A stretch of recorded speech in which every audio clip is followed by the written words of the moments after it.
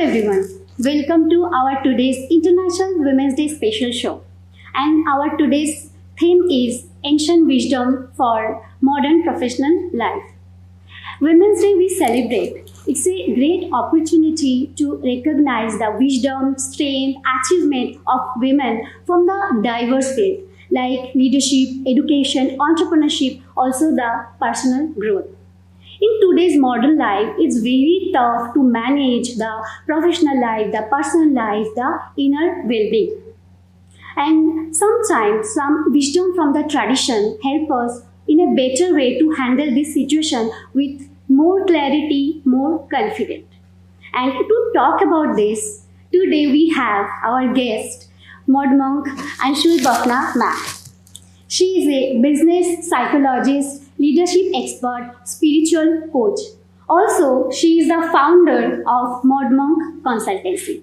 She is guiding so many students, so many professionals for decades globally. Welcome to our show, ma'am. Thank you very much. Thank you. Namaskar. We are very honored to have you. Same here. I'm very glad to be here.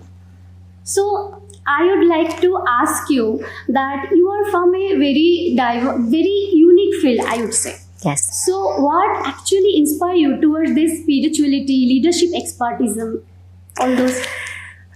So, the fact that I'll break this question into a couple of pieces for you to understand is first, when you talk about spirituality, I think that began when I was about 8 years old. So it's been there for years and years and years now. And that kind of streak came in very early in my life. It began with exploration more than questioning, more than curiosity. So it began where we started asking about awareness questions. I remember one day when I was about 8-9 years, I was already into praying and being able to think a little bigger than usual. So I was sitting in my room with books and there was a window, and suddenly there was a eureka moment where I kind of experienced who is sitting, why am I sitting, who is talking, who is reading, because it did not make sense. And for an 8-year-old child to really question that and say, who is really reading the book that is being read? It wasn't a point where I got scared, but it was a point where the curiosity of questioning began.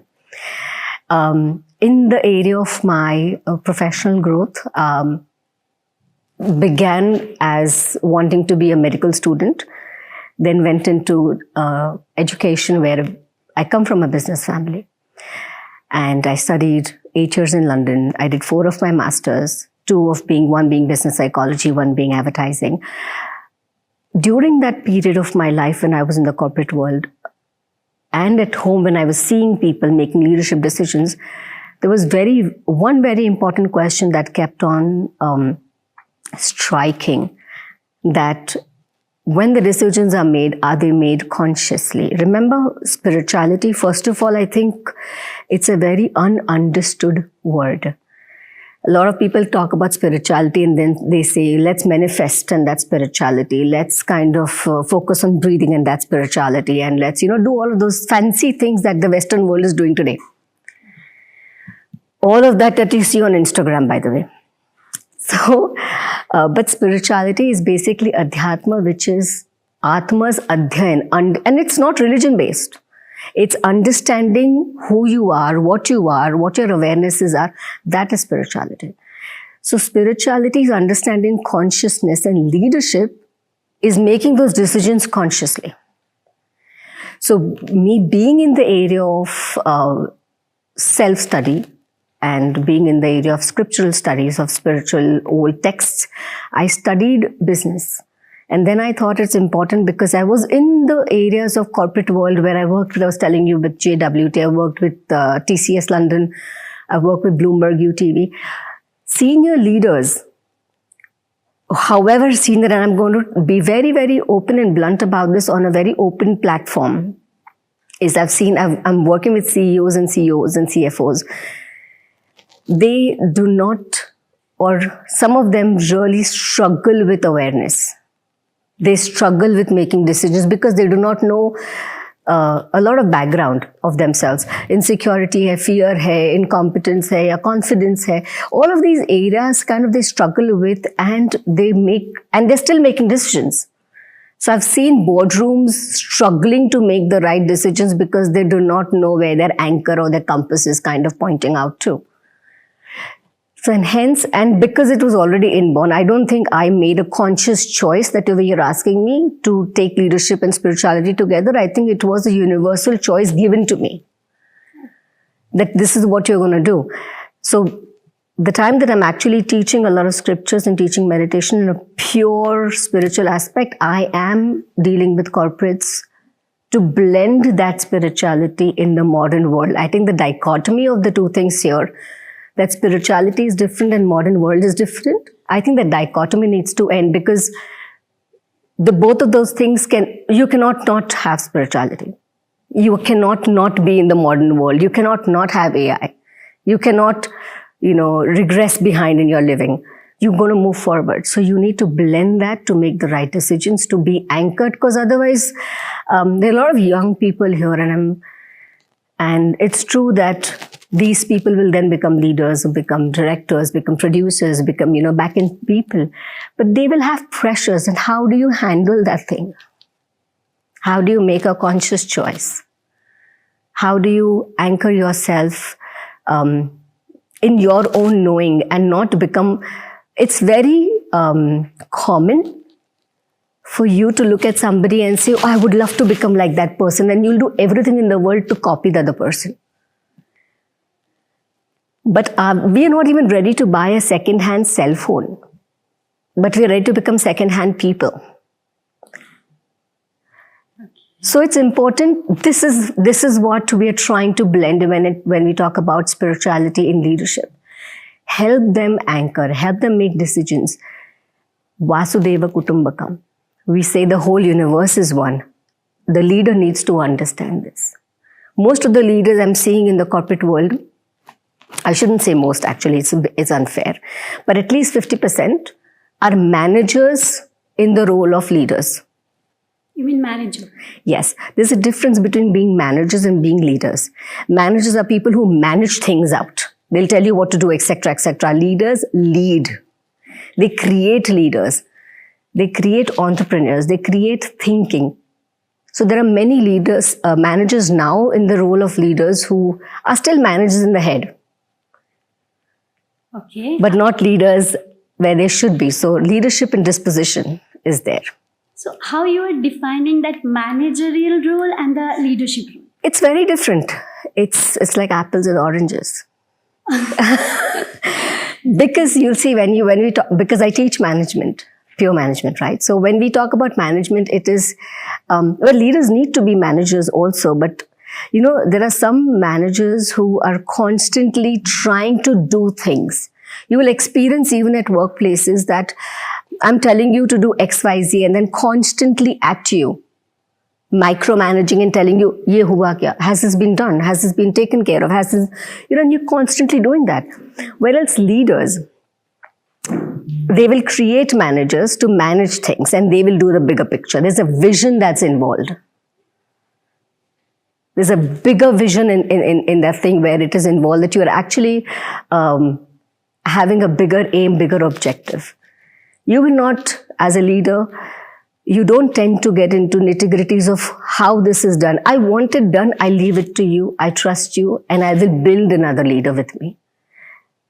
That is why. If you see managers, pure managers who become leaders, they don't create other leaders, but actual genuine leaders will create more people like them because they think it's important.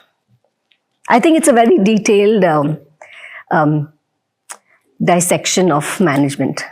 But that's what I think, coming back to your question, I think that's what led to me trying to blend the two things together. Spirituality, modern world, ethics, ethical dilemmas in corporate world, and blend pure ancient wisdom into modern psychology. Okay. As you mentioned, ancient wisdom. Mm-hmm. So how do you define an ancient wisdom in this fast-paced world, I would say? First of all, when we say ancient wisdom, I think the wisdom or the knowledge may be old, but it's not outdated. So we can apply. 100%. That's why it is there till today. No? Otherwise, it would have gone like evolution. Otherwise, if it was not applicable, I don't think we would be having this conversation at all. Yeah, so right. Right? So, ancient wisdom is, let's say, information and knowledge. Let me not put it in the bracket of information because that's just not right. I think knowledge that is passed down for thousands of years. Let's say when we talk about Upanishads, we talk about Bhagavad Gita, we talk about Manusmriti, we talk about Purans, we talk about a lot of these ancient scriptures, texts that are there that teach you how to live your life. It's wisdom that is there that teaches you what to do and how to think and how to question. Let's say, for example, if you take an Upanishad which starts off with Jigyasu, that means I'm a curious person, I'm asking, I have a curiosity, and this is my question. Can you please explain to me?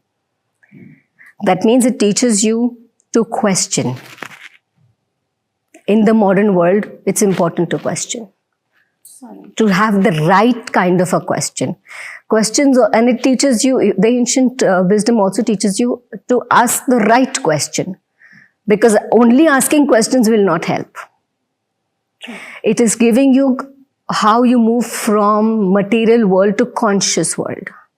How do you blend, let's say, for example, because we're talking about ancient wisdom, right? So let's say everybody knows that there are Ved and Upanishads, right? Veds are there.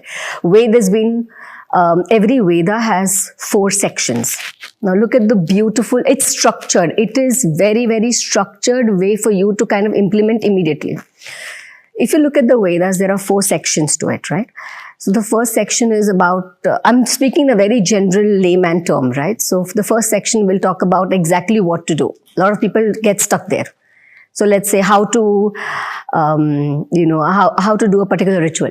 What are there involved? That's the basic stuff. Then the second one comes, so what is the meaning of it? Okay. Then the third one, which it is Arenak, which means forest, going to the forest. That means questioning and going internally within yourselves. And the fourth section is Vedanta, which is the end of the Veda, which is also called as Upanishad, which are very deep spiritual conscious questions that why am I here? What am I supposed to do? How does this work? So even that process is moving from material to spiritual, physical to astral, from what we are talking as a conversation. So let's say, for example, if we have to apply that here, because everything is application based, right? So let's say you and me are talking. Okay, this conversation is happening. People are listening. Is recording. This is what is happening. Yeah. That's the first thing. Second, what all is needed over here? A camera, a mic, lights, green screen, back end, everybody. That is the second thing. Third, when we all go back, students will go back, they'll think about it.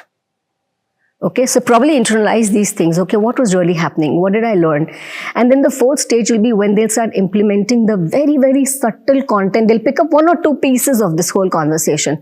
And even if one piece is picked up, your and my job is done. True, actually. You don't need to listen to the whole thing. Just one little piece of information that churns itself into wisdom, job is done. Okay. So that's the ancient context that is still there in the present world. Otherwise, why would Bhagavad Gita still be spoken about? If it is, like I said, it's like a monkey's tail. If it is not needed, you will not have it anymore. And let's say, for example, when we're talking about ancient wisdom, let's pick up one, Bhagavad Gita, for example. It was spoken about 5,000 odd years back. Right? Krishna spoke that to Arjuna. Now, let's look at this contextually. Krishna was not an unskilled person, as per the story goes. Okay, he was not unskilled. He knew what he had to do. He knew everything at the battlefield, and that's what it's teaching us. Beautifully layered information. One, the story. Second, I want everybody to think about this on a very subtle layer also.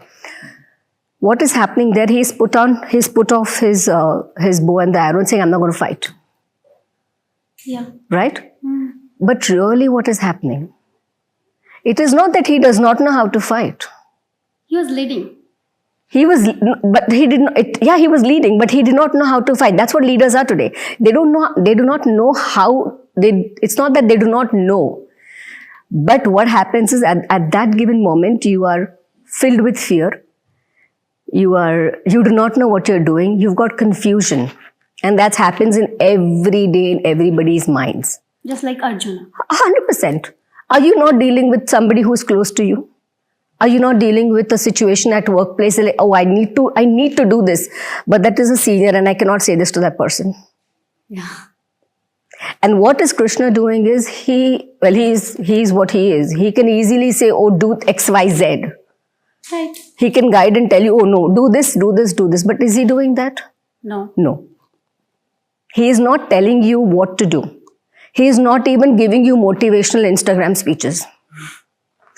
He is not telling you life is like this, move on, etc., etc. He is not telling you anything of that sort. What he is doing is he is making you aware. So making the Arjun inside you aware of your situation, of who you are, of what your insecurities are, and then telling you in the 18th chapter, Yathachasi tatha kuru. That means do as you please.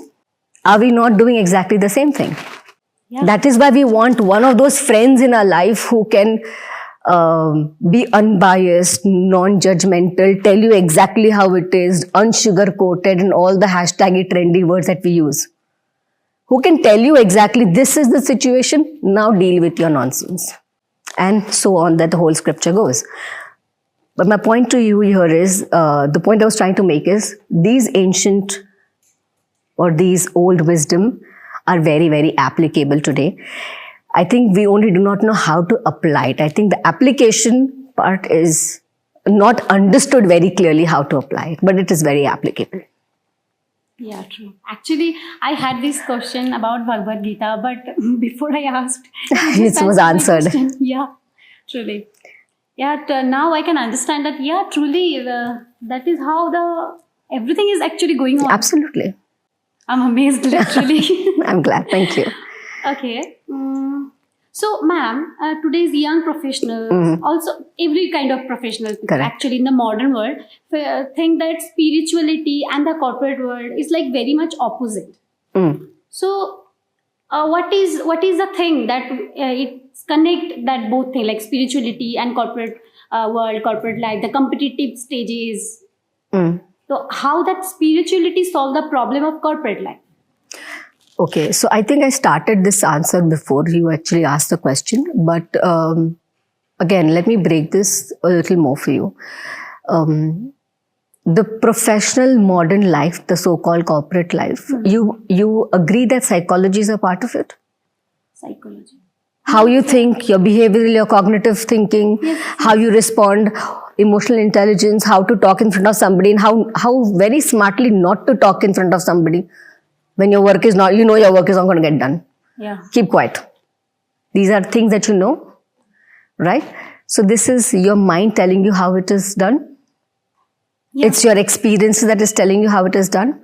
Actually, experience, I would say. Correct? Yeah. But only experience will work, or that experience needs to be churned and okay, there's an experience, but how do you make a result out of that experience? By thinking, by analyzing, by processing the information and then saying, okay, if this happens, this needs to be done. Yeah. So what is that process? What is that process? It's thinking, it's analyzing, it's being aware. Spirituality is nothing then being aware of yourself. Okay. How can you not understand yourself in everyday life? You have to do it. While you're making a decision in your corporate world, let's say you will come across situations where there are many times we come across a situation where there are two decisions to be made, both right or both wrong. How do you choose between both rights and both wrongs? How? That's a question. Yeah. And that's a lot of questions, a lot of CEOs, a lot of leaders have that question. Then spirituality and self-awareness comes in play. as a third party, is this thing right for a bigger audience of mine or not? And for me to think like that, I need to be self-aware. I need to think outside just my own body, my own thoughts, my own mind. For that, what do you need to do? You cannot buy self-awareness. No, I wish it was 2 rupees per kg. It's not like that. You cannot buy it. You will need to inculcate that thing in yourself. That's constant questioning to myself. I'm saying this, is this right? I'm doing something, am I doing it correctly? If the result comes, does that result is the right result I wanted? How are those self-questioning aspects going to be there? That's going to be through spirituality. And again, not using the word in a way to kind of dilute the word, but adhyatma is the right word again. Constantly questioning yourself, constantly asking yourself, am I making the right? And that's why we in Sanskrit, we call it dharma sankat. Now in Hindi also we call it dharma sankat. Ethical dilemma in taking a decision. That is where corporates and professionals in today's world, they will use being anchored. You will notice somebody who is anchored in themselves, anchored in spirituality or awareness or whatever universal Western, unfortunately, words that people use, that they will make clearer decisions. They will not feel moved when things go wrong. There is something called as, management students have this, is something called as, I'm sure you guys have learned this, it's called learning curve. When you learn something, your curve goes back and then you have a feedback loop. Yeah. Spirituality is a feedback loop in live wire. Because you're constantly learning, you're having a feedback, you're learning, you're coming back. Yeah, we have the communication models and theories, I guess. And so I've been teaching leadership management, HR, OB, psychology. I've been a mass comm student. Anywhere you go, a feedback loop is common. True. You identify, define, problem, figure out opinions, choose one, apply, result comes, feedback comes back. And you can use this in your professional everyday life. Self-feedback loops. Feedback loops, yeah. And you're doing it unconsciously. Everybody is doing it. Yeah, once we perform, then we go to home, we analyze how was it. Anything. Even in your personal lives, you're using feedback loops. Let's say for a relationship, you're with somebody and something happens and you learn and you say, okay, if I do this, this is just going to get worse. And if I do this, this is going to go right. You've learned that. The next time you do some similar kind of person comes to your in your picture, you will use that information, use that feedback and then perform. So it's always there. Yes, so true.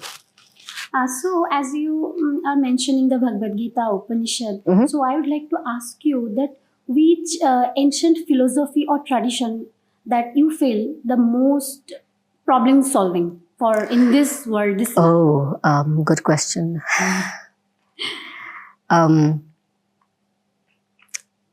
I think we have so many scriptures solving the same problem. Yeah. And the problem is very simple. Human behavior. Only? What else is there? I don't know, but it's an open question. What else is there? Because see, we are in the space of 4 areas, which is dharma, artha, kama, moksha, which is 4 areas of our lives. Doing the right thing, having the desires to experience a lot of other things, then getting the right amount of money or wealth or abundance to kind of function in the world, and then of course self-understanding and self-knowing, which all accumulates to human behavior. There are only 3 wheels to life, as per what I understand. I may be wrong, but as per years of my learning and understanding and studying, I think it's health, relationship, and finance. There is no 4th wheel to this. It's like a rickshaw driven. I guess if we manage those 3 things, it is sorted. But how do you manage those 3 things? Is through human behavior, through your own behavior, no? But we can control our own behavior. And that's the most difficult thing, my dear. I think we try to control somebody else's very easily than control our own. Is it? Yeah, sometimes. It's very difficult to control ourselves because we are such fantastic manipulators. We manipulate what we think, we manipulate what we are, we manipulate how we understand the situation. Just remember, it's your truth, my truth, and the truth. Okay. It's always three. What I think, what you think, and what's actually is there. Yeah. Right? Right. So, bringing and looping this back to your question, which you mentioned, that which one is the best scripture or the best philosophy, that tradition that you can have in the modern world. I think whichever you take, if you are an Upanishadic reader, then you take that. I think Bhagavad Gita is most commonly used because it is the most predominant experience that we are having in our lives today. Let's say, to explain this, your mind. Okay, so you know that Mahabharata was fought on the land of Kurukshetra. Yeah. Correct. So let's say your mind is your Kurukshetra for an instance. Yeah. Okay. Actually, we can. It's your Kurukshetra. Your consciousness, what you are thinking, my ego, of what I think is right, is you as yourself as Arjun. All those 100 Kauravas, so-called, are all your anger, lust, fear, 100 things that you need to overcome every single day you're fighting against. Okay? And you as Arjun, every single day you're putting your bow and saying, Janade, no, it's okay, I'll eat another extra slice of cake. Let me just snooze the damn alarm for 5 minutes. We're constantly putting our bows down, and constantly it's Krishna who's driving this super consciousness or your God or whoever you call it, your higher self, is constantly trying to hold you and say, don't do it. Actually, from the childhood, I am reading Bhagavad Gita a lot. Like, so many times I read, but I never thought in that way, The first time I'm thinking in a practical way. It is very practical book. It's a practical book. It is telling you these are your psychological, this is the warfare that you are fighting every single day, every single person, even while taking a choice of choosing somebody or choosing a profession or choosing a path to take. We are constantly being bombarded by 100 people. Think about it. You are single. There are six horses in the chariot. That means your 6 senses are there. 6 senses that you have. Okay. They are giving you whatever they need to give you. The fact is that you need to control them, but they are controlling you. You have these 100 people trying to fight against you in your own mind every single day. So there is this battlefield that is happening every single day in your mind. So I think that's why also for understanding Bhagavad Gita or any scripture for the matter of fact, there are 3 ways. One is superficial story that we see, that we hear, that we listen. Then there is an underlying information that it wants to give you. And then third is actually applying it and seeing it in a very, very subtle layer. So Bhagavad Gita is one. I cannot deny. There are other scriptures like Yoga Sutra, the Patanjali Yoga Sutra, not the Baba Patanjali. the actual sutras of Patanjali, which looks at Raj Yoga, which means the yoga of mind. Okay, where it says Samatvam Yoga Uchyate, that means when its balance is what is everything. Nowhere in the Yoga Sutra any asana is mentioned. Yoga is supposed to be you bringing your mind. They help because physically it helps, but yoga is about you reaching a state where you understand. There are questions in the Yoga Sutra. They're talking about vrittis, chitta vritti nirodha. How are your vrittis, that your mental nuances which are there? How do you handle them? How do you control that? How do you let go of that? Those things are important, and that's what it's talking about. So if somebody does want to use and learn in modern day, I think Yoga Sutra is very wonderful to learn. Gita is very wonderful. Upanishads are wonderful scriptures. There are so many of them, 13 main. They talk about different areas of life. Again, there is nothing religious about this. If you read I've seen many religion people read Upanishads as text to understand crux of life, and that gives you questions. So true, ma'am. As you mentioned, no religious. but Yeah. as we call dharma. So how this dharma help us in this conduct, this professional life, or in our personal life also? So you're asking religiously or non-religiously? No, the terminology dharma. Okay.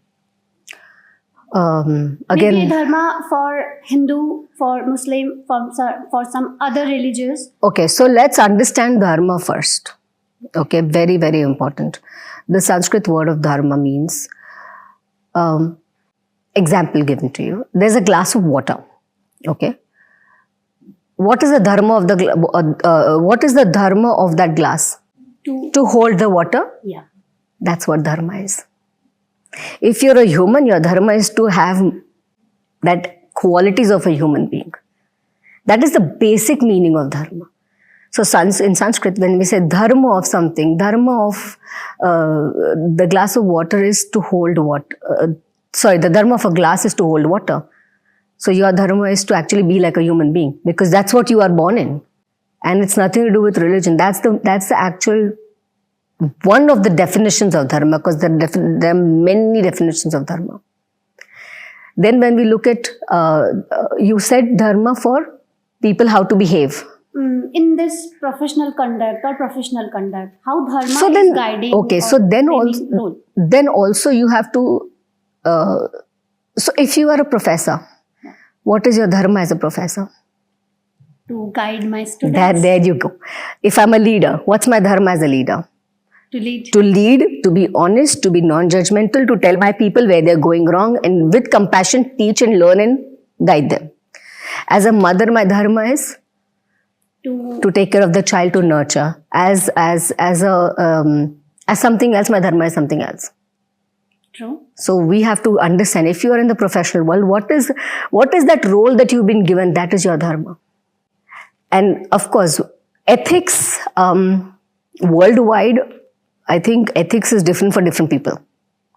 Okay, that's just the definition of ethics in the textbooks. That is different for different people, because something ethical can be from, I might find killing something unethical. You might love something to eat. True. So then ethics become different for different people. Dharma per se, again, another definition where I do what I have to do, as long as you and me we are going tangent, but I'm not disturbing you. That is the way of living a dharmic life. Now, talking on a bigger contextual term of dharma, is as long as I do what I have to do, keeping my ethical boundaries clear, keeping my value system clear, so that I don't trouble anybody else along the way, at least consciously it's not done. And that's the way to do. That's the way when you say you're living a dharmic life.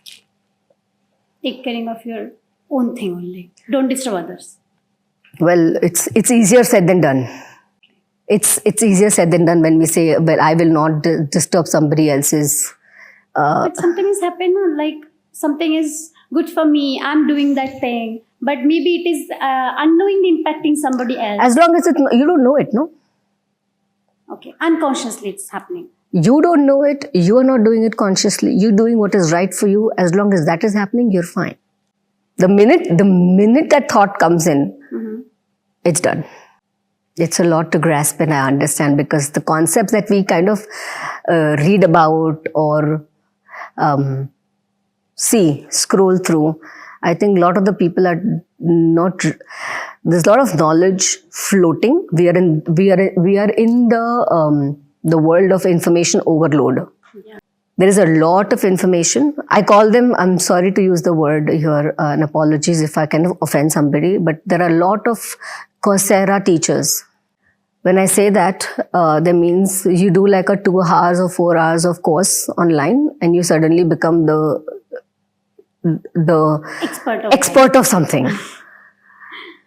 This is knowledge. When you give somebody, you've got to really live that. Only then you understand it. Because there are so many people, again, on social media and other platforms, they're talking about a lot of things without knowing really how it kind of, where it pinches and where it bites. And also, if I am consuming that content, you are somebody else, so we all have different kind of mindset. We take it in our way. Correct. Of course, perception is there, always going to be there. And also when we understand psychology little, we love identity. So if I know more, I'm cooler. Irrespective, I'm really churning that knowledge or actually being wise, that's down the drain. Complete gutter, no problem. I'm applying or not applying. It doesn't matter, no. I sound cool, right? Yeah, true. And that is what is happening when we are taking content from a lot of social media platforms, reading a lot. That's why I said, you'll become a pandit when you read, but you will not become a wise person. Oh, wow. Because if somebody actually became wise by reading, half of the population who is praying and going over everywhere would have happily become Jeevan Mukta. And that's not happening. That means there is a flaw somewhere. We got a very nice quote of today. I'm sure you can use it happily, but I don't think just reading, I call them intellectual and spiritual gymnasts. They go from one to another and they twist it and they turn it. But it's simple. Tell me one person of the whole lot who can sit in silence for 25 minutes and not move a body muscle. But I will twist my words and sound intellectual and do all this gymnastics in my head to give you the right words, because sounding cool is more important than being really cool inside. Unfortunate truth of today's world. And that's what needs to be changed through ancient wisdom. Actually, people do such thing because looking cool, but they know inside their self that no, I'm not. Or no, I will not. I am sorry to say, but they know they're not like that. But quite a few people I've also noticed that they, when you fake it till you make it, they fake that identity so much that they really think that they are. Okay. Because that's psychology in play. They're trusting their self. Of course, 100%. You see, they will call. I will tell you one thing very honestly today. For somebody who I've written a book and I have, with God's grace, been there. But it's very difficult for me to give you a straight opinion of a yes or no. People who really genuine. I'm not saying I know a lot, but I'm saying with God's grace. But people who genuinely understand things talk less. Because we feel that there is always the loophole that I am not being able to cover. There can be something that I do not know. But somebody who is half-baked cake will tell you with confidence what is right and what is wrong. So when somebody in today's world is extremely confident about a topic, I kind of step back and say, let me just read through this person first. Because once you start talking to them after 10 minutes, you will get to know. That they're faking. Because it's only 4 hours of Coursera, no? How much more content I can give you? Okay, right. So I'm sorry, I do not mean to kind of take any online learning platform like that. But they are giving that information is okay, but they are not teachers to fake. No. What I'm trying to say is, because I also have Coursera programs online. What I'm trying to say is you take that information, learn. It's not the platform's mistake. Yeah, I'm only telling It's the individual's mistake to only take basic. What can be given to you is like a textbook. Let's say, for example, for mass comm, you're given a textbook. Now it's your job to take one piece of that content, do more research, learn about it. And that's what platforms like Udemy, Coursera, other places, I have my courses there too. So I'm not saying they're bad. What I'm trying to say is that you need to take that and then take your journey ahead. It is our responsibility. Everything is your individual responsibility. Nobody else is responsible for you. I think everybody comes in your own body, dies in your own body. So it's your responsibility. So my next question is, how ancient wisdom or this spirituality, the traditional wisdom, that those things are helping to handle the rejection, the failure? Okay. Like I said, in spiritual or conscious understanding, there is no rejection, there is feedback loops. So I'm not saying that this is, you've done something wrong or it will nature is not unfair. Universe is not unfair. It is giving you what you put in. It's clear. What you put in, you will get result. You cannot change things. It's universal. E is equal to mc squared. You cannot really change. Energy is shifted from one thing to another. You will get response of what you're putting in. And so your question was, how am I handling the rejection per se, right? So when it comes to rejection, I think if you are becoming aware, if you become spiritually more attuned, you will your perspective, that's like a bell that it is rung. I can explain to you sitting here for 5 days at a stretch, nothing will happen. But that microsecond where you understand this is what it is, everything will change. So spirituality is exactly like that. When you start questioning, the doors start opening. And nothing, no doors to heaven or beautiful paradises, doors to yourself. You have to keep going inside. And when you become aware, when you become anchored, when you step outside the whole drama that is happening, this is what lights, camera, action. Your life is also lights, camera, action. Only people keep changing. You are the main character of your own movie. When you start understanding that process, rejections become learning curves. Rejections become stepping stones. Rejection becomes, okay, fine, this also happened. Okay, let's work something else out. It's not the end of your life. And that's how spirituality or being anchored to yourself will help you. People get frustrated that I'm trying and trying and trying. I'm giving my best, but though I'm not getting the result I wanted. Exactly what I'm saying. When you are, it's like a bell. You'll have to ring it to understand it. When you experience this, that I'm frustrated with something, I'm constantly trying and it's not happening, it's not supposed to probably. Why is that acceptance not coming in? We live in those 5 stages. When the first stage probably will be like, oh, this cannot happen with me. It's complete denial. Then is frustration. Then you come into bargaining. Then people bargain with a lot of things. With people, with God. People bargain with God also, or the universe also. You think that somebody sitting up there is interested in your 3 rupees peda. He is creating the whole world. He doesn't have his own way to manifest a peda. But it's the way we are doing it. We are bargaining. If you do this for me, I'll do that for you. Mentally, we are bargaining with things. Then the last stage is acceptance. Okay, this is what it is. Deal with it. Move on. Spirituality will anchor you through the entire process till the 5th step. It will not say, I will skip steps, by the way. Let me also make this thing very, very clear. A lot of people think spirituality is a bouquet of flowers. They think it's so rosy, so lovely, so nice. Let's just think about God or universe or whoever it is and I'll get manifested. Oh my good Lord. It will take you to down. It is crap, rock bottom, 30 feet of crap, then somewhere you. That is why people are so scared of it. You think it's like a Pandora's box. Once you open it, everything is going to come right in your face. Some things that you've never experienced, some things you've hidden, some things you've insecurity, fear, anger, lust, irritation, all of that will come into your face. You will not know what to do with it. That is why people stick to Instagram manifestation. Because the real work is dirty work.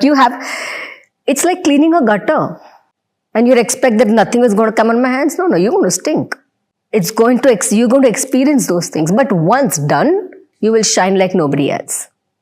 Then you're anchored. It takes time now. Oh, it takes eons. And more than that, I think it takes courage, which we don't have. We need like easy path, the Instagram, motivation. We are instant coffee people.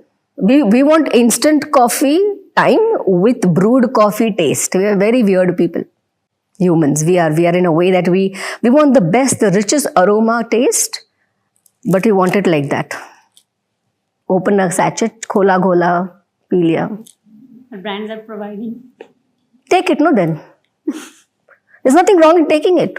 Each to its own. I'm not saying this is wrong. But the pleasure of having your own coffee, making your own coffee is something. That is your choice. It's completely your choice to take. I'm not saying this is wrong or that is wrong. I'm saying you choose the path that I'm not saying. So, for example, if you have to go to Delhi, you can take a flight, you can take a plane, you can take a flight, you can take a train, you can take a route, or you can walk. Choice is yours. You will reach there. You will at a point in your life, you will get tired of the instant coffee and you will say, let me try the other one. But at the given moment, nothing is wrong. I think everybody each to its own. In terms of rejection, coming back to your question, I think if you're anchored, you don't take it so personally because you don't feel that the person is so involved in that situation. You take it as a feedback loop, you take it as a learning curve, you take it as a way to understand yourself and make better of yourself. Because it's all about, bettering yourself than just, we're talking about competition, right? Your competition is with yourself. It's not with anybody else. It's not outside my body. To convince myself that accepting the thing. Convincing is not needed only. Convincing is where I know that this is not right, and that's when I need to convince. You do I have to convince you that the sari of your color is red? No. Why not? Because I know. How do you know? I got to know this color. You know this color is called red color. Yes. Same thing. You don't need to convince, No, I don't need to. When you know, you don't need to convince. So I know that this is what it is. Through experience, through learning, through getting it wrong multiple times as a child saying, oh, this is yellow, and your teacher says, no, this is red. Yeah. And then you learned your lesson and you got it right, and then now you know it's red. You don't need to convince. Nobody needs to convince you that this is red. No. Same way, nobody needs to convince you to this is the right path when you know it's a right path.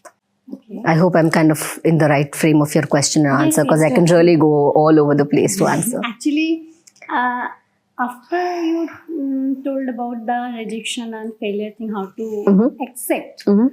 So, in the world, actually for the women, it's very tough to handle situation because they need to handle many more challenges, I would say, rather than boys, the men. Correct. So, how they should act, they should handle the situation, the failure, also the challenges.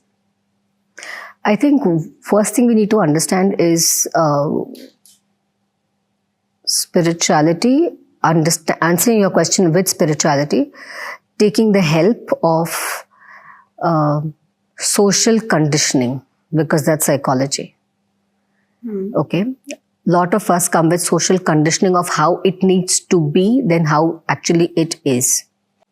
Okay. As a child, I know and you know, and we've been speaking about this right now, and we say as a women it's more difficult for us to handle situation. As women it's more, the canvas for us is much larger than men. Yeah. Because we're handling multiple different things. Yeah. But this is also conditioning as a child. This is how women are supposed to be. From our childhood we learn. Correct. So this is social conditioning of an individual. Now with this also comes social conditioning of insecurity, because your mother was insecure about herself, so she kind of slowly sent that in you. Everybody, I'm not just saying you, generally everybody, even me.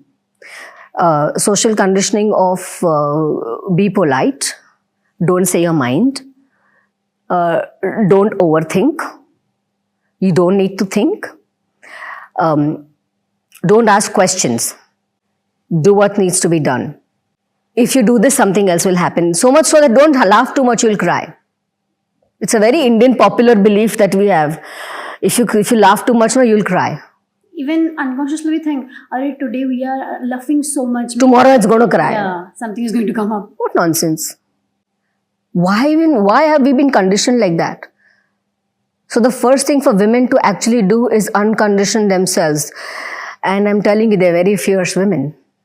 Very compassionate, but very self-aware. If I do not like something, I'll walk away. I don't need to sit there and fight. Not every battle you have to fight, no?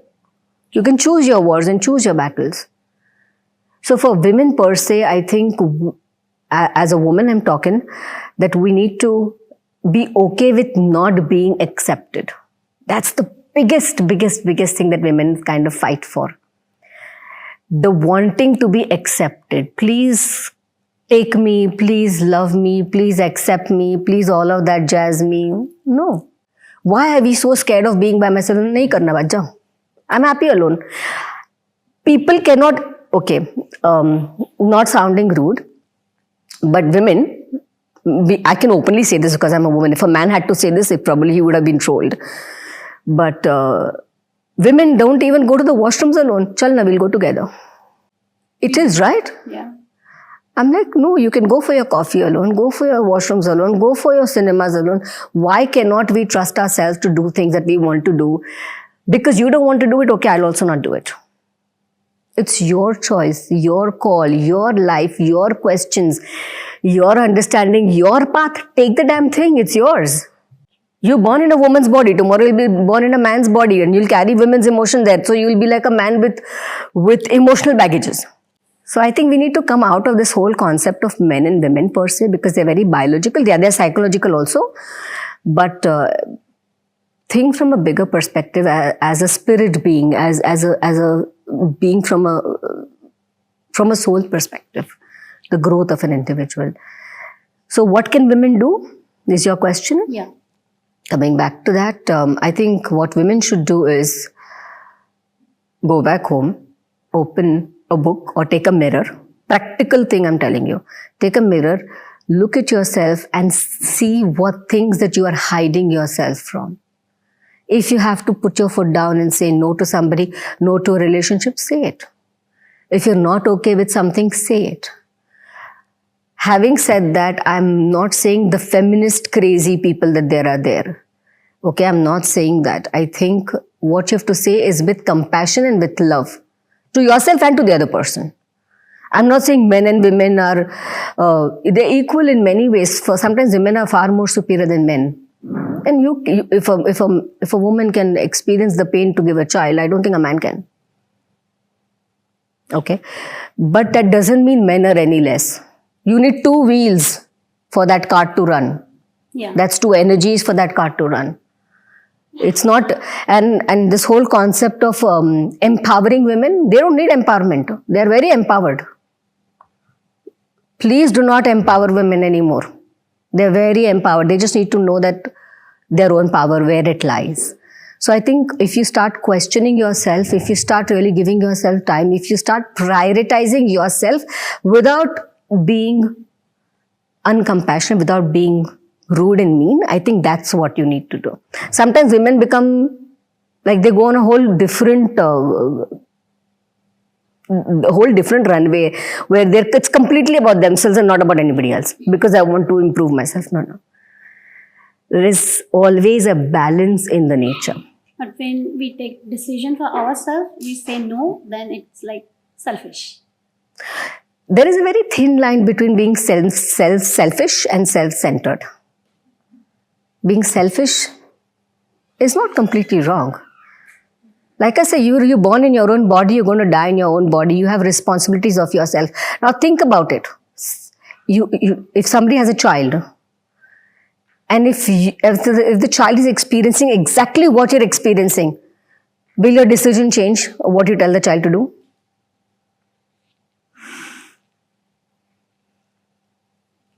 You will tell the child to do exactly what you want to do but not doing. Yeah. That means, is that selfish or is it practical? Or you're just being scared of actually pushing yourself out? Because once you do, your identity changes. People will stop recognizing you. Sometimes mothers take decision for their child जो वो खुद नहीं कर पाए अपने childhood में. What they failed in their childhood. There are layers to this. There are layers to this, Mira ji, because it is sometimes parents, it's called spiritual parenting, and I think parents force things on children. Because I could not become a theatre actor, you should be. Yeah. Because I could not be, but it's your choice, your call, your decision. You took it. Why are you pushing it on somebody else? Somebody is born with different skill sets. Every individual is different. So if you cannot fulfill your dream, take responsibility of that, no? Having said that, what I could not really stand up for myself, I know parents now, mothers who are in their 60s, they say, I could not say this openly, bluntly about myself. Now I'm teaching my grandchildren or children to be honest to themselves, to learn about themselves. Now that is a good thing. There are always two sides of a coin. Mm-hmm. I need breathe. Sorry, Analyze. I'm bombarding you with content. I'm so sorry. Information and very wise one. Thank you. So, do the meditation, the mindfulness, self-awareness really help not only the women, the men also? Right? Everybody. It helps everybody. Okay. So, do you like to differentiate that how men should be or women should be apply the self-awareness in their No, the same thing. it is. Because when you're meditating, when you're connecting to the higher energy, it doesn't matter if you're a man and a woman. In fact, women have more power physically have more power to sit than men. And sometimes, Also, I feel women are more conscious and more can concentrate towards that. that is because of the upbringing that we have. Like I said, you are born in woman's body. In the Indic tradition, you're born multiple times. Yeah. So sometimes you're born in this body, sometimes you're born in a man's body. So how are you going to differentiate that? Because I ask this question because most of the women are more aligned to spirituality. Mostly we need to convince the men. Because If I talk about the ratio, yes, I'm not saying that men are not into the correct. spirituality. Because when you're born in a woman's body, you are born as a mother. Irrespective, have a child or don't have a child. Your maternal instincts are there. That brings you love and compassion. That brings you closer to the divine. You know, how you can pray, but love will take you. It's like an express route. If you love something, it will come to you any which ways. Then even if you do not know any scriptures, it will come to you. That is why women are far more aligned. Because their hearts are made like that. Their energies are like that. They are more connected. You'll find many women who are not at all also. Yeah. But I'm saying in more generalistic way. Yes, generalistic way. Yeah. So women are more I feel inclined. women are more Because they're more into bhakti, you know. Lifelong they are devotional, devoted first to the parents, then to the husband, then to this, then to that. They're always devotional. So They are born with that imprint of being devotional. So it's easier for them. It's an express route for them. right. That's why they are more inclined to spirituality than men. I had not that question in my mind Sure. earlier, but now after talking to you, Please ask, yes. I got a question that what is your definition? What is your view about the atheist? People call themselves atheist. I don't believe any. Good. I think atheists they are strong. They are people who question. They are people who want proofs. They are not people who randomly say, "Oh, I don't believe." No, that's not atheist. Atheism is when you question and all of that, and then you have right analysis of something, and then people who question, analyze, churn information, then come to a conclusion are atheists.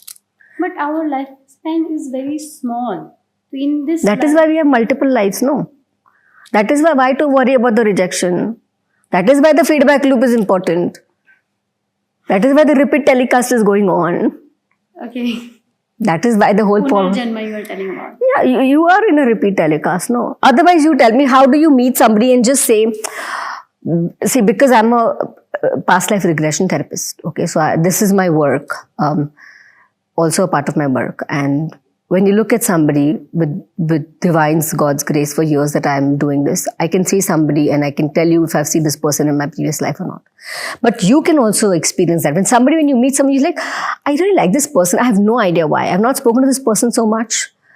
I haven't interacted with this individual so much. But the modern world, vibe hai yaar. Pata nahi kaun sa I get a vibe. vibe from that person. Correct. Yeah. So nobody understands the meaning of vibe, by the way. But vibe hai. Vibe. I get the vibe. And how is that happening? Sometimes you meet somebody and say, this person really hasn't done anything to me, but I just can't stand that person. I'm sure the person is great. मुझे कुछ नहीं किया. पता नहीं, पर देखते हो ना मेरा से sun, it just goes. Happens. I am giving triggers to people. होता है. Many a times, right? Where is it coming from? Punarjanam. No, again, not always. Okay. You have to understand psychology plays a big role in spirituality. Sometimes it is something old. Sometimes it is just that your face, something reminds me of somebody somewhere before and it triggers. Okay. So you cannot discount your mind functioning. A lot of people in spirituality take everything as one divine cosmos, Diwali lightning. No. Some things are spiritual, some things are psychological, something your mind is playing games. Because I find a lot of people coming to me saying, oh, I was, meditating and this happened and that happened. I said, oh, okay, very good. Nothing happened. It's all in the mind. Sometimes some people come and tell me, oh, but one day it was really, one of my gurus, he was telling, his experience, one of my students were telling me, that we were meditating and I could see a light and blah blah blah and all that beautiful Diwali function was happening inside the head, and after 5-10 days nothing is happening. Okay, so what do you want it to happen every day? Your mind is going to play the trick. So sometimes people will create drama in their head so it feels good, because feeling good, because we want to see that. Because our mind is like that, no? So what is that thing? Sometimes we see people telling that the aura is not good. Tell me how many people have really seen the aura? Sorry for my accent. People say that. Apologies for my accent, but yeah. No, actually But that's how they talk. I'm telling you, because it's become like a crazy fad. Yeah. It's very trending topic actually. Your vibe is not clean. Yeah. Like, all right then. Can you really see the aura? Can you really see the vibe? Can you see the colors? Can you see the energy? No, irrespective. I can tell you 95% out of 100 who are claiming to see do not see jazz. Because it's just how I feel. So the aura cleaning thing, that it works. Of course it works. Of course it works. Randomly the vibe and the aura. You can see it. But people say no. I do not know who is saying it to you. I cannot tell somebody. I cannot comment on somebody else. Might be, may not be. I don't know. But it is very, very possible. It is clear. It is visible to the person who has the energy to see it. Again, the thing, the expert. Well, yeah. I mean, unless you want your heart surgeon to do a knee operation, I am fine.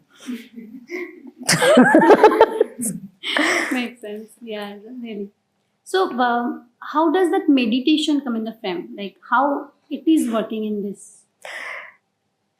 Okay, again, meditation is a Western word. Mm-hmm. Okay, so when we say you do not meditate, we use the word let us meditate, but we never meditate. We are in the state of meditation. Okay, there is dhyan, dharana and sadhana. Samadhi, sorry, dhyan, dharana and samadhi. The so-called meditation that we are in right now, it's mostly dharana and dhyan, which is concentration and focus. When you're focusing on something and you're concentrating on something, either it can be your breath or it can be a dot on the wall, it can be whatever. It helps you focus, it helps you get clarity, it kind of, but then you're working with your subtle energies of your body. Okay, you are working with those energies that, there is a saying which is, in Marathi it's called, Je pindi te brahmandi or brahmandi te pindi. That means whatever you have in the body is in the universe. Either you see the world like that I am the body and I'm seeing the vast, massive universe, or I am the universe within my body. You can choose how you see. Both ways are okay. But usually when you start meditating is when you start seeing the whole universe. The whole, like I said, the Bhagavad Gita is happening in your head, right? The whole universe is happening in your body. Your creation itself, everybody's creation itself. So when you're meditating, how it is helping is you are focusing, you are trying to focus your energy, align it to something. Now, some people, just 2 days back, I was telling one of my students that either you can meditate to manifest, stay happy, have peace, one. And that's your simple way to kind of be in the state where you're, becoming peaceful, you're not getting irritated, you're not getting agitated. Or you can meditate to actually become spiritually aware, understand, know who you really are. But if you do that, you will be disrupting a lot of things. Manifestation, abundance is a byproduct then. Then it's not a product. It's going to happen any which ways. That is going to happen any which ways. But if you want to meditate, like a general person or regular person, you can start with focusing and concentrating. There are layers. So sometimes to break this down so that maybe I'll be able to explain this. When you have concentration, right? So let's say I'm concentrating on this book. So I am there, the book is there, and the process of concentration is there. Yeah. Okay. Now, when the concentration moves to dhyana, which is focus, which is being in the zone, then what happens is the book is there, the process is there, but somewhere I dissolve because the only thing remains is that and the process. When you reach the state of samadhi, which is the highest state of being in the state of meditation, is you also dissolve, the process also dissolves, the only thing remains is the book, and everything becomes the book. Mm-hmm. You become the book, everything else is dissolving. And that is why I say meditation, the word is very, very, unfortunately English does not have that kind of vocabulary to kind of, the way Hindi, Sanskrit, English, all other Indian or other languages have. So that's the process. So when people stay in the state of meditation, I think it helps them calm themselves down, clear out the energies. Somebody who is genuinely, regularly meditating can experience signs. Let's say if you are really on the path and you have to understand what are the symptoms that you're doing it right. Because everything you want a symptom, right? Am I doing it right or wrong? Yeah. So the symptoms are usually when you start doing it, you will start working from the lowest energy aspect of your body. So your lowest is what? Your root, your legs. Mm-hmm. They look at security, physical security, mental security, anger, fear. So all of these things will start coming up in your life. You will start experiencing more hunger probably, or more sleep probably, or more irritation. When those things are coming up, you're doing something right because you fidgeted something which is kind of now, like a fish, you've poked it. Mm-hmm. Now it's doing like that. It's kind of jittering itself to awaken. That's one of the symptoms.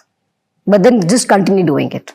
That's starting penetration. You have poked something in the right space where it's kind of when you're experiencing that. But in the modern world, in the corporate world where we do meditation is basically mindfulness and thought processes and breath works. Great, do that. It also helps immensely in focus, in clarity of thought, in self-awareness. These are all byproducts that's going to happen.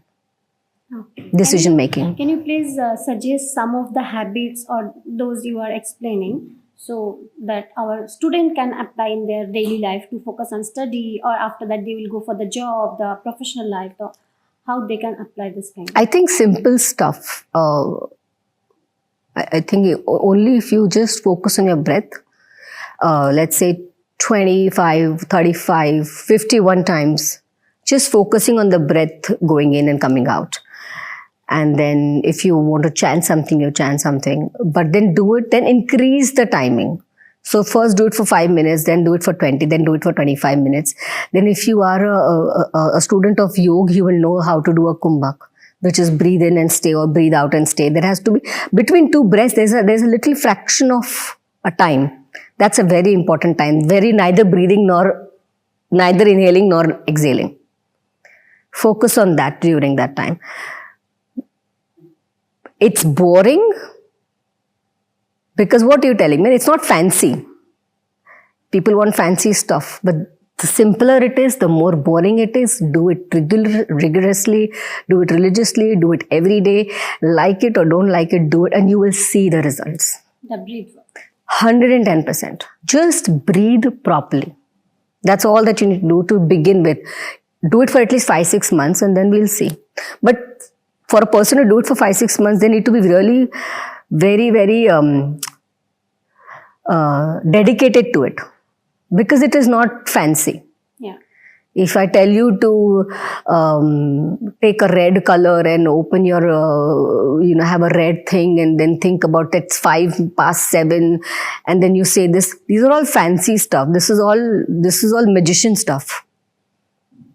Make it more attractive. But glamorous. no, that is what the world is doing. It's making it more attractive. It has to break down the attraction. So do it simpler. It might sound boring, but I'll tell you the results are 100%. But sitting in a calm, Quiet place, wet place. Clean place, have yourself clean, because you're cleaning yourself, external has to be clean, internal it'll do the job itself. Make sure that you sit on this during the same time. Don't change your times. Yeah, to this morning I did it 5 o'clock, next tomorrow I'm doing it night 12 o'clock. No, don't do that. Don't meddle with those things. Stick to one timing and do it one timing. Is the morning time is the best time to meditate? Depends on what kind of intensity you're doing. So some people meditate in the night, but mornings are good. Like I say, I usually say this: if you are not very busy, meditate for 5 minutes, 10 minutes, 15 minutes a day. But if you're an extremely busy person, then do it for 2 hours. Extremely busy, 2 hours. Okay. If you're very free, you have time, 15 minutes is good. It's little opposite. It has to be, no? Because you're so busy, you need to then find more. You need more stuff, no? Right. You need more stuff, yeah. Okay. So I hope our students... Nobody is so busy. Everybody is brushing their teeth. Everybody is having a shower. Everybody is eating food. Everybody is doing everything. If you can do 3 minutes in the morning, 3 minutes in the afternoon, 3 minutes in the night, 9 minutes here only. 9 minutes here only. So I think that's good enough. Just breathe in, stop and breathe out. That's it. But focus on the breath. That's important. Not while you're breathing, you're thinking about Shah Rukh Khan. or thinking about lasagna. He's not doing that. Actually, when we start focusing, we get so many thoughts. Let them come. No, it's supposed to come. But don't get stuck on it. Move on. Move on. It's his job to come. It's a monkey, no? The mind is a monkey. It will come. Just don't stick to it. That's all. Okay. So we are almost at the end of our session. So the last question I would like to ask that you just advise something to our students, because also the women students especially, as they are the fighter. Correct. So some advice, some habits advice, whatever you feel that they can apply in their personal life also, and after that they will go for the professional life also. No? So you are expertise in advertising, PR, and this mass communication world also. Correct. So about this mindfulness, the self-awareness, also the professional. I think one simple advice that I would like to give is be always aware of what you are doing. Keep your awareness needle really strong. Whatever you choose, wherever you go, even if you're making a wrong decision, make sure that you know that you're making a wrong decision. I know it's probably not the right thing to say, but even if you're doing something which you think is not right, but make sure that your compass is very clear that what you're doing is not right. So I think that's important. That can happen through self-awareness, constant questioning to yourself. Am I being honest with myself? Am I being truthful to myself? Am I behaving the way I am supposedly thinking or talking? That's important. And yes, please do your breath works is very, very important. Definitely. I will. You will try. I will apply this. Absolutely. Definitely. Absolutely. As I'm busy, so I will try for 2 hours. 2 hours, yes. You're very busy, so 2 hours it is for you. Yeah. Prescribed. Thank you so much, ma'am. You're welcome. So now the floor is open for the questions.